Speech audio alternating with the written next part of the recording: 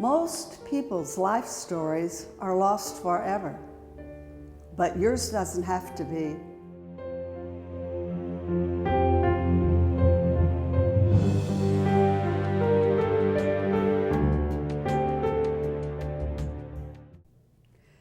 Good evening.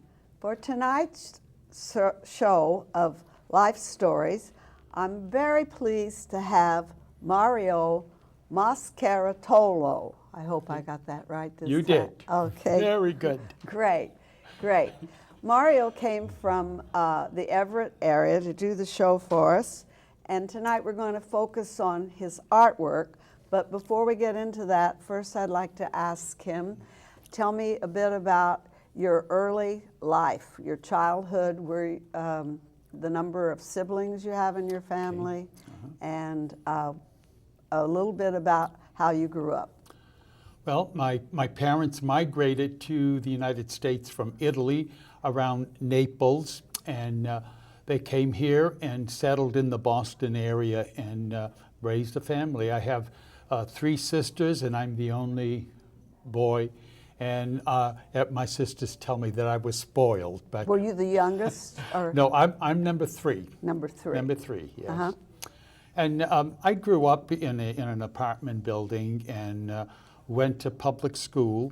And that's when I first discovered this talent of doing artwork. And my teachers encouraged me to continue doing this. And so this is how I got started. I was very interested in doing drawings, and so that's what I started out with. Oh, great. So you did line drawings. So they actually had an art class in your school? Yeah, we had art classes, and I looked forward to that. I think it was on a Friday afternoon in the elementary school that we had classes. And then we had an art teacher that would visit all the schools and would come in, and she was very proud of my work and complimented me a lot and encouraged me to continue doing artwork. Oh, okay. And so I know we're going to have some of your artwork. Yes. But tell me a little bit more about you started when you were young, and how about your middle school? Where did you go to college? Did you take art? I was in junior high school. I took art classes, and also in high school that was an elective, and I had art classes which I always enjoyed and worked that way. And then I went into the seminary, and I continued doing artwork there in New York. And after that, I continued in Chicago. I went to the Dominican, it was Rosary College at the time, but now it's called Dominican University. It's run by the Dominican Sisters, and that's where I took classes to get a bachelor's in fine arts. And from there, when I did my major treatise at the end for graduation, I also got a partial scholarship to study in Florence, Italy. And so I did go to Italy and studied, and I really brushed up on my Italian. I'm bilingual. We spoke a Neapolitan dialect, and that's very close to grammatical Italian. And then I learned the Florentine dialect, the Roman dialect. I knew a little bit about the Sicilian dialect. So it was like I never left home, because at home we ate Mediterranean diet, and in Italy I did the same thing. I just loved it. I didn't want to leave. I just wanted to stay there and continue enjoying the scenery and environment. How long were you there? There almost a year. And I studied in Florence, and then I went to Rome. And in Rome I took a special course in a school which was called the State School of Religious Art. That these were students that were interested in working with churches. Like, for instance, I took a course in mosaic, in metalwork, and in fabrics. And they had oil painting. They had all types of work that would be involved in churches, doing frescoes, statues, paintings, whatnot. How interesting.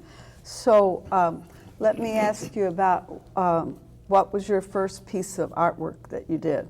Well, when I was, I did some in grammar school, but I have one that I kept, I did when I was 18. It's kind of a realistic piece of art. It was the praying hands and the feet of Christ, which would be the crucifixion scene. And what I did, I used my hands and my feet for the model and copied that. And that was a pencil drawing and some watercolor. And that was the first piece that I had. And then when I went into the seminary, I didn't do a whole lot of artwork in Chicago. I was there for a year, and then I went to New York and Staten Island and did my bachelor's degree and then a master's in divinity there. And that's where I got much more interested in working in Christian art, religious art. And that's when I got started in working on vestments. I went to visit a sister who was in Union City, New Jersey, and she gave me all kinds of help and hints on how to do vestments, stitching, and working with fabrics. Do we have pictures of some of your work in that? Not in this series, but I do have some vestments, and I also have wall hangings that I did, and these were exhibited in churches and also in shows that I've had in the 80s and the 90s. Oh, really? Now, where did you have your shows? In Chicago area and also in the Kansas City area. Oh, okay. Yeah, because I spent time in Kansas City, and while I was there, I went to the Dominican University. That's where I got my bachelor's in fine arts and also got a scholarship to study in Florence, Italy. Oh, okay. Now, do we have pictures of, what were some of the photographs? We have photographs of some of your paintings. Yeah. So what is the first one? Did we cover that yet? Yes, I think that was the one, the original one of the crucifixion, the praying hands and the feet of Christ. Yeah. We did that one. And I think what I've gone on, I've done a lot of experimenting, working with mosaics, because I did some of that when I was in Italy, and also continued doing oil painting, and then liner cuts, working with linoleum and carving into that and then printing them. And what I did was I didn't use the printing press for that. I did it the old Japanese way of doing it. You use rice paper and you get a wooden spoon and you ink the block and then you rub with the wooden spoon to get the impression on there. And so you could work it darker or lighter by pressing hard with the wooden spoon. I did a lot of experimenting. I worked with fabrics, and I worked also with oil painting. I didn't get into acrylics. I don't know why, but I liked oil. And then I did work with ceramics. I did pottery. I don't think we just have one piece of ceramic here. I did work in the mosaics too, which we were doing that in Italy when I was studying in Rome at the School of State Art, Christian art. Yeah, I have a lot of, I like working in oils because that you could work on it and then go back to it afterwards and retouch up, and you could keep doing that. With acrylics, you can't do that. Once it's down, it's finished, you know. Right. But with oils, you can continue working with it. And most of my pieces, like silkscreen and oils that I've done, I like people to come and see them, and not just see them once and then say, fine, that's good. I want them to come back and continue seeing it, because as you see them, you see something new every time. And I've noticed people that come and say, oh, I didn't notice that figure there, or I didn't see that in that painting. And so this is what I want, that you develop. The more you see it, the more comes from that painting to you. That's interesting you say that, because on NPR the other day, I was listening to an artist who said that she goes to the museum and that people should do exactly what you're saying. Right, yeah. They go and they look, and then they see that it's something different than what they saw before, and that it really, that's how you really should enjoy art. Yeah. And so I think you're correct about that.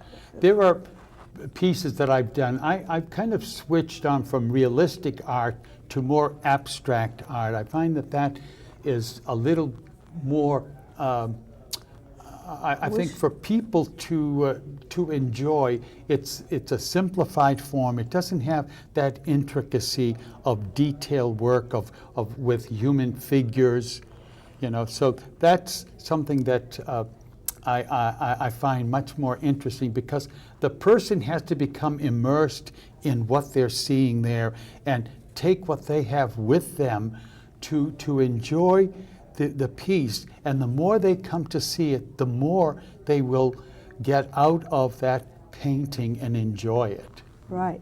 Let me ask you, have you thought about, are you still painting now, or are you doing anything now? I'm starting to get back in oil painting.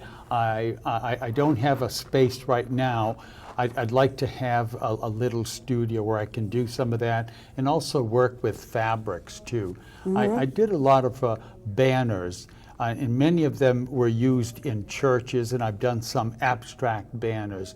But most of the banners that I did deal with religious topics. At one time I was going to develop a banner, a 12-foot banner with about maybe 5 feet wide, 12 feet long, and that would be used in churches or in exhibits. And I wanted to do something on the theme of every Sunday reading, the gospel reading. And I started to do some of them, but I haven't completed it, and probably will not complete it now, because I don't have the studio and facilities to work with that. But I've enjoyed doing that kind of work. Put that back up. Yeah. Let me help you do that. Yeah, you've enjoyed that kind of work, but hang on, I don't know why that came loose. Yeah. Okay. Also, when I was in Chicago, I did a lot of fabric work, and I did some haute couture. I had several customers that I would design their gowns and outfits for them, and Really? and actually make them. I would You go could to sew them? fabric. Yeah. Yes, I would go to the fabric stores. There was one in the Chicago area that I would go, and every time I would go in there, the customers, the owners knew me so well that every time I go in there, they say, "Hi, Mario, how are you?" And I would look around and get fabric. And then I would go to even some warehouses in Chicago.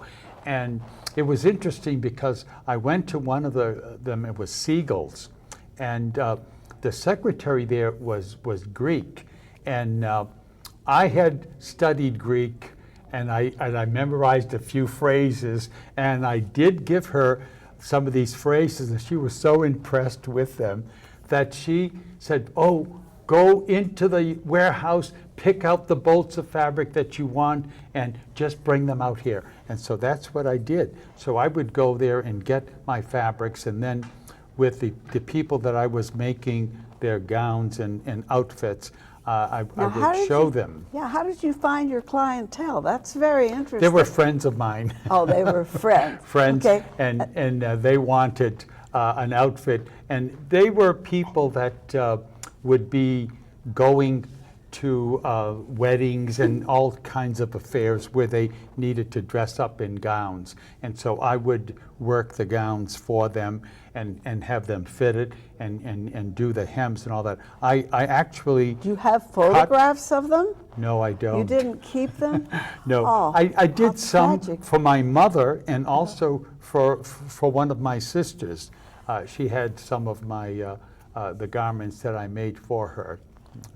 Wow. I don't know if she still has them now, but I didn't take photographs of them. I don't know why. Oh, oh, that's so interesting. Well, so have you thought about doing, it's too bad you can't get a studio now and do that banner that you were talking about. I Yeah. think that would be fabulous, and to have it shown in various Right, yeah. churches. Yeah, I had to give up my studio in Kansas City when I moved from there about a year and a half ago to come here to the Boston area to be with my sisters and help them out. So that's the reason why I moved out here. And so I had to give up quite a bit of my studio and fabrics that I had. Oh. Yeah. But I brought my sewing machine with me. Oh, well, maybe it's too bad. You know something? That's a lost art, and it's too bad that some of these senior centers now can't, you know, offer you a studio for people. Where you are, they don't have one in that area? No, I don't know if there's anything around here that I could work with. When I was in Kansas City and also in Chicago, I was able to go to the universities where I took classes, and I could work in the studio there. So that helped me a lot, and I experimented a lot. I did batik. I did all kinds of What is design. batik? Explain that. Batik is a working with wax and with dyes, and you use a portion that you want to use one dye, and you set that area and you put wax around it so it doesn't spread, and then if you could melt down the wax with an iron and then do wax again so that you can do different dyes and different colors. Oh, I see. I used sometimes burlap material or large pieces of fabrics like cotton. Yeah. I didn't use too much in silk because that's very lightweight and a little bit flimsy. I wanted something that had a little more body to it. Oh, wow. That's interesting. You know, they have the studios. It's too bad you don't live in this area. I understand there are some studios that you can rent space. Right, yeah. Yeah, you might look into that. Sure, I will. Yeah, Yeah. because I would love to see you have a show out here. Oh, Wouldn't that would be good, yeah. Yeah, maybe we can work on working on something for Yeah. that. So I don't know why we can't. I was hoping we could get to see some more of Yeah. your paintings, Right. but maybe we can edit it Yeah. in later on. Yeah, there are some of them that, like there are two banners there that are abstract, and they're both of the crucifixion scene, but they are abstract. Why don't But you can make. We'll see if we can edit that in. Yeah. Go ahead. Okay. Yeah. What I've done, one says, Christ's love is for us today, or something along that phrase. And then I have the crucifixion scene there, which is somewhat realistic and abstract. And then there is another one that is very abstract, and you have to look at it and concentrate on it to see kind of the figure of Christ, because they're all rectangular pieces, lines, and different colors. And so that's what I worked with, you know.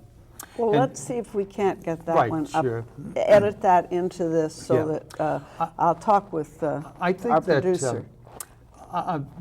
some of my artwork, I don't know if you can say that I knew what I was doing totally. I think a lot of it is inspiration, and my hands moved in such a way, and I think this was the Creator moving me to do it. And then after it was done, I'd say, oh yes, that's what I wanted, you know. And it developed. And Do we have a piece, one of those? I think there were some pieces. There's a silkscreen piece, and there is one piece that when I was studying in Florence, I read Francois Mauriac's work, The Woman of the Pharisees, and then I developed an oil painting on that, which is very abstract and geometric. I studied a little bit of the Bauhaus school. I don't know if you're familiar with that. It was a school in Germany that was very avant-garde, very modern, and did a lot of new styles. A lot of what we have here today that's modern, it was developed with the Bauhaus. And then when Hitler came into power, he dismantled the school, and so many of the artists left there. Some migrated to the United States or other countries. So we were blessed to get many of these artists. One of them, I think, lived in the Boston area, Walter Gropius. Oh, I heard Yes. of him. Yeah, his work. He lived around here. And so I was very much interested and studied the Bauhaus school. And so that was an interesting effect, because I'm very much into the abstract and modern art. I like what Mies van der Rohe said, less is more. The simplify and the simpler way of expressing something makes a very definite statement, you know, a wonderful statement. And I think that's what's important in most of my works. Great, great. Yeah. Well, let's see if we can't get something done to get some of your work. Yeah. I had a couple of things I wanted to ask you about. One, you said you lived in the Kansas City area. Yes. And you've moved back here. What's the difference that you see in the Yeah. not only the location, Yeah. but the people? Kansas City was a very laid-back city. People were very friendly there. I had a dog, and many times when I would walk my dog, a lab shepherd, people would smile and would always greet me or talk to me or something. Everything out there was kind of spread out. When I came here, everything is kind of congested and you build up. You know, it's crowded. Right. That's the impression that I get here. But there's a lot of wonderful things here. We've got a lot of great museums and schools. Yes. It's just wonderful. I love going into the Boston area and just walking around and observing people. You know, I think that means a lot to me, you know. Oh, that is Yeah. true. That's Yeah. one of the things I like about Yeah. New England also. I'm from the Midwest, so I notice there is the difference of people out there seem to be more friendly. I said to everybody when I moved here, here's the difference. Out there they make you your instant friend, but sometimes you really don't know. Out here, people are reluctant to be your friend, but once they are your friend, they're your friend for Right. life. Yes, I agree with you. Yeah, That's yeah. wonderful. Yeah. And the other question I have for you before we close is, if you were invited today to speak at one of the commencements, what would you tell the young people today from how long you've lived and things you've been through that you think might help them? Yeah, I think I would tell them that to become more aware of who they are and what are the gifts and talents that they have, and how we are to use these to serve the community, to serve people, and to let them enjoy the gifts that you have, because the gifts that you have are to be shared with other people. And you're doing that with your artwork. I'm doing it, yes. Yes. Yeah, one other thing I'd like to mention is when I was studying in Kansas City, I got very interested in the Maya civilization and the Mexican art. And I wanted to do some study, and I did linocuts, linoleum blocks, with some of the of that art. I interpreted that in my own way. I found that a lot of the Mayan artwork had kind of a relationship to Christianity. And so I kind of developed that to kind of join the two in a marriage together. Wow. And You'll so- see some of those Okay. liner cuts. Okay, Yeah. that's what I hope we can see. Yeah. Well, I've really enjoyed the interview this evening. And is there anything else that I've forgotten to ask you that you'd like to cover? Well, I think you've covered about everything. I just like to say that people need to become more aware of the gifts that they have and to use them and not to be ashamed of them, because we do have a lot of gifts that so many of us probably never get to use them. And I know in the teaching, when I was teaching something, I would encourage students to develop something that I saw they were doing. I say, that's very good. Why don't you continue working with that? That's what you and should be try doing something. now. You should have an art studio, and you would have be people- to oh, motivate wow. people. Yes, Yeah, you would be. I think that's an important element, and I think that this is one way that people will stay out of trouble, and out of getting into gangs and doing things that kind of would be destructive to them, to their health and to the community. Great, thank you. Well, this has been our interview around graduation time, and I really appreciate your taking time. And let's hope we can get you a teaching school for art. Well, I thank you for inviting me, and this is fun. It's Okay, great. Okay, thanks.